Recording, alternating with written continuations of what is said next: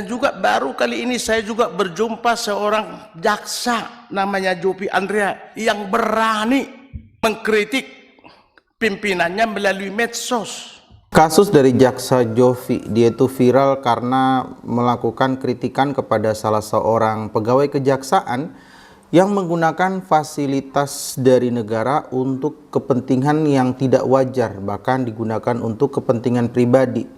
Cenderung menggunakan fasilitas negara ini untuk pacaran.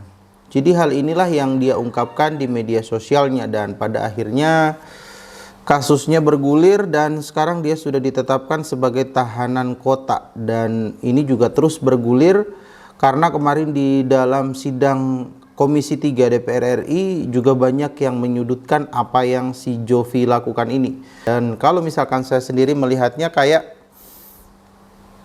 iya, kalaupun benar apa yang disampaikan oleh si jaksa Jovi ini bahwa penggunaan fasilitas negara untuk keperluan pribadi, sebenarnya ini merupakan satu kesalahan yang sudah dianggap lumrah, dan karena sudah dianggap lumrah jadinya kayak ya itu udah jadi rahasia umum kalau misalkan ada orang yang menggunakan fasilitas dari negara untuk kepentingan pribadi.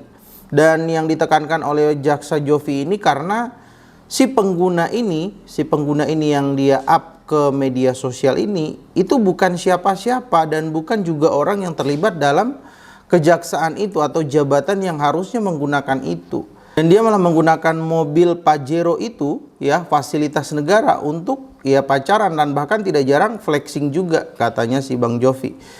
Kalau misalkan saya melihat, katakanlah apa yang disampaikan oleh Bang Jovi ini benar.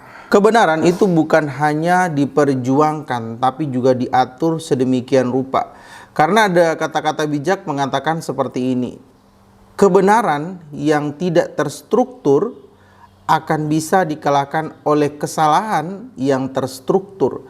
Jadi bukan hanya kita memperjuangkan kebenaran juga, tapi kita juga harus bisa meramu bagaimana caranya agar jalan untuk memperjuangkan kebenaran itu bisa tercapai. Dan kalau benar ini terjadi, Bang Jovi ini memperjuangkan sebuah kebenaran di dalam institusi kejaksaannya, kita salut dan angkat jempol deh untuk Bang Jovi. Teruskan perjuanganmu meskipun jabatan dan posisimu sebagai taruhannya. Bagaimana menurut pendapat kalian, teman-teman?